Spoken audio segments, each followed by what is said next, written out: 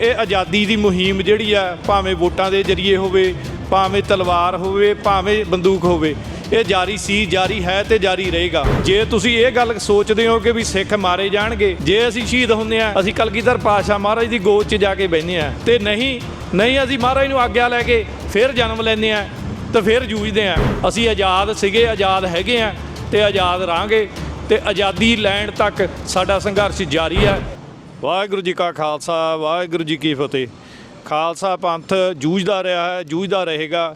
ਆਜ਼ਾਦੀ ਦੀ ਜਿਹੜੀ ਜੰਗ ਜਾਰੀ ਹੈ, ਉਸ ਜੰਗ ਨੂੰ ਮੋਹਰੇ ਰੱਖਦੇ ਹੋਏ ਅੱਜ ਜੋ ਇੰਡੀਆ ਦਾ ਪ੍ਰਧਾਨ ਮੰਤਰੀ ਮੋਦੀ ਇੱਥੇ ਆਇਆ ਹੋਇਆ, ਉਹਨੂੰ ਘੇਰਨ ਲਈ ਖਾਲਸਾ ਪੰਥ ਇੱਥੇ ਇਕੱਤਰ ਹੋਇਆ, ਤੇ ਸਾਰੇ ਹੀ ਪੰਥ ਵੱਲੋਂ ਸਾਰੀ ਸੰਗਤ ਨੂੰ ਇਹ ਸੰਦੇਸ਼ ਹੈ ਕਿ ਇਹ ਆਜ਼ਾਦੀ ਦੀ ਮੁਹਿੰਮ ਜਿਹੜੀ ਆ ਭਾਵੇਂ ਵੋਟਾਂ ਦੇ ਜ਼ਰੀਏ ਹੋਵੇ, ਭਾਵੇਂ ਤਲਵਾਰ ਹੋਵੇ, ਭਾਵੇਂ ਬੰਦੂਕ ਹੋਵੇ, ਇਹ ਜਾਰੀ ਸੀ, ਜਾਰੀ ਹੈ ਤੇ ਜਾਰੀ ਰਹੇਗਾ।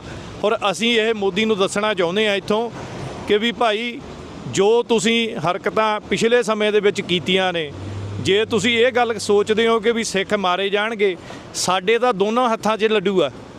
ਜੇ ਅਸੀਂ ਸ਼ਹੀਦ ਹੁੰਦੇ ਆ, ਅਸੀਂ ਕਲਗੀਧਰ ਪਾਤਸ਼ਾਹ ਮਹਾਰਾਜ ਦੀ ਗੋਦ 'ਚ ਜਾ ਕੇ ਬਹਿੰਦੇ ਆ, ਤੇ ਨਹੀਂ ਅਸੀਂ ਮਹਾਰਾਜ ਨੂੰ ਆਗਿਆ ਲੈ ਕੇ ਫਿਰ ਜਨਮ ਲੈਂਦੇ ਆ ਤੇ ਫਿਰ ਜੂਝਦੇ ਆ। ਇਹ ਸਾਡੀ ਕੌਮ ਦੇ ਵਿੱਚ ਇਹ ਪਿਰਤ ਹੈਗੀ ਆ, ਔਰ ਕਲਗੀਧਰ ਪਾਤਸ਼ਾਹ ਮਹਾਰਾਜ ਨੇ ਸਾਨੂੰ ਬਖਸ਼ੀ ਆ। ਅਸੀਂ ਆਜ਼ਾਦ ਸੀਗੇ, ਆਜ਼ਾਦ ਹੈਗੇ ਆ ਤੇ ਆਜ਼ਾਦ ਰਹਾਂਗੇ, ਤੇ ਆਜ਼ਾਦੀ ਲੈਣ ਤੱਕ ਸਾਡਾ ਸੰਘਰਸ਼ ਜਾਰੀ ਹੈ। ਦੀਵੇ ਤੋਂ ਦੀਵਾ ਜਗਦਾ ਰਹੇਗਾ। ਇਹ ਸੰਦੇਸ਼ ਸਾਡਾ ਸਾਰੀ ਕੌਮ ਨੂੰ ਹੈ। ਵਾਹਿਗੁਰੂ ਜੀ ਕਾ ਖਾਲਸਾ, ਵਾਹਿਗੁਰੂ ਜੀ ਕੀ ਫਤਿਹ। ਜ਼ਿੰਦਾਬਾਦ। ਵਾਹਿਗੁਰੂ ਜੀ ਕਾ ਖਾਲਸਾ, ਵਾਹਿਗੁਰੂ ਜੀ ਕੀ ਫਤਿਹ। ਖਾਲਸਾ ਪੰਥ ਜੂਝਦਾ ਰਿਹਾ ਹੈ, ਜੂਝਦਾ ਰਹੇਗਾ। ਆਜ਼ਾਦੀ ਦੀ ਜਿਹੜੀ ਜੰਗ ਜਾਰੀ ਹੈ, ਉਸ ਜੰਗ ਨੂੰ ਮੋਹਰੇ ਰੱਖਦੇ ਹੋਏ ਅੱਜ ਜੋ ਇੰਡੀਆ ਦਾ ਪ੍ਰਧਾਨ ਮੰਤਰੀ ਮੋਦੀ ਇੱਥੇ ਆਇਆ ਹੋਇਆ, ਉਹਨੂੰ ਘੇਰਨ ਲਈ ਖਾਲਸਾ ਪੰਥ ਇੱਥੇ ਇਕੱਤਰ ਹੋਇਆ, ਤੇ ਸਾਰੇ ਹੀ ਪੰਥ ਵੱਲੋਂ ਸਾਰੀ ਸੰਗਤ ਨੂੰ ਇਹ ਸੰਦੇਸ਼ ਹੈ ਕਿ ਇਹ ਆਜ਼ਾਦੀ ਦੀ ਮੁਹਿੰਮ ਜਿਹੜੀ ਆ ਭਾਵੇਂ ਵੋਟਾਂ ਦੇ ਜ਼ਰੀਏ ਹੋਵੇ, ਭਾਵੇਂ ਤਲਵਾਰ ਹੋਵੇ, ਭਾਵੇਂ ਬੰਦੂਕ ਹੋਵੇ, ਇਹ ਜਾਰੀ ਸੀ, ਜਾਰੀ ਹੈ ਤੇ ਜਾਰੀ ਰਹੇਗਾ।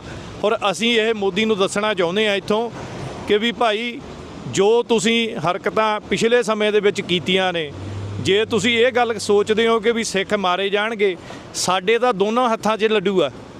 ਜੇ ਅਸੀਂ ਸ਼ਹੀਦ ਹੁੰਦੇ ਆ, ਅਸੀਂ ਕਲਗੀਧਰ ਪਾਤਸ਼ਾਹ ਮਹਾਰਾਜ ਦੀ ਗੋਦ 'ਚ ਜਾ ਕੇ ਬਹਿੰਦੇ ਆ, ਤੇ ਨਹੀਂ ਅਸੀਂ ਮਹਾਰਾਜ ਨੂੰ ਆਗਿਆ ਲੈ ਕੇ ਫਿਰ ਜਨਮ ਲੈਂਦੇ ਆ ਤੇ ਫਿਰ ਜੂਝਦੇ ਆ। ਇਹ ਸਾਡੀ ਕੌਮ ਦੇ ਵਿੱਚ ਇਹ ਪਿਰਤ ਹੈਗੀ ਆ, ਔਰ ਕਲਗੀਧਰ ਪਾਤਸ਼ਾਹ ਮਹਾਰਾਜ ਨੇ ਸਾਨੂੰ ਬਖਸ਼ੀ ਆ। ਅਸੀਂ ਆਜ਼ਾਦ ਸੀਗੇ, ਆਜ਼ਾਦ ਹੈਗੇ ਆ ਤੇ ਆਜ਼ਾਦ ਰਹਾਂਗੇ, ਤੇ ਆਜ਼ਾਦੀ ਲੈਣ ਤੱਕ ਸਾਡਾ ਸੰਘਰਸ਼ ਜਾਰੀ ਹੈ। ਦੀਵੇ ਤੋਂ ਦੀਵਾ ਜਗਦਾ ਰਹੇਗਾ। ਇਹ ਸੰਦੇਸ਼ ਸਾਡਾ ਸਾਰੀ ਕੌਮ ਨੂੰ ਹੈ। ਵਾਹਿਗੁਰੂ ਜੀ ਕਾ ਖਾਲਸਾ, ਵਾਹਿਗੁਰੂ ਜੀ ਕੀ ਫਤਿਹ। ਜ਼ਿੰਦਾਬਾਦ। ਵਾਹਿਗੁਰੂ ਜੀ ਕਾ ਖਾਲਸਾ, ਵਾਹਿਗੁਰੂ ਜੀ ਕੀ ਫਤਿਹ। ਖਾਲਸਾ ਪੰਥ ਜੂਝਦਾ ਰਿਹਾ ਹੈ, ਜੂਝਦਾ ਰਹੇਗਾ। ਆਜ਼ਾਦੀ ਦੀ ਜਿਹੜੀ ਜੰਗ ਜਾਰੀ ਹੈ, ਉਸ ਜੰਗ ਨੂੰ ਮੋਹਰੇ ਰੱਖਦੇ ਹੋਏ ਅੱਜ ਜੋ ਇੰਡੀਆ ਦਾ ਪ੍ਰਧਾਨ ਮੰਤਰੀ ਮੋਦੀ ਇੱਥੇ ਆਇਆ ਹੋਇਆ, ਉਹਨੂੰ ਘੇਰਨ ਲਈ ਖਾਲਸਾ ਪੰਥ ਇੱਥੇ ਇਕੱਤਰ ਹੋਇਆ, ਤੇ ਸਾਰੇ ਹੀ ਪੰਥ ਵੱਲੋਂ ਸਾਰੀ ਸੰਗਤ ਨੂੰ ਇਹ ਸੰਦੇਸ਼ ਹੈ ਕਿ ਇਹ ਆਜ਼ਾਦੀ ਦੀ ਮੁਹਿੰਮ ਜਿਹੜੀ ਆ ਭਾਵੇਂ ਵੋਟਾਂ ਦੇ ਜ਼ਰੀਏ ਹੋਵੇ, ਭਾਵੇਂ ਤਲਵਾਰ ਹੋਵੇ, ਭਾਵੇਂ ਬੰਦੂਕ ਹੋਵੇ, ਇਹ ਜਾਰੀ ਸੀ, ਜਾਰੀ ਹੈ ਤੇ ਜਾਰੀ ਰਹੇਗਾ।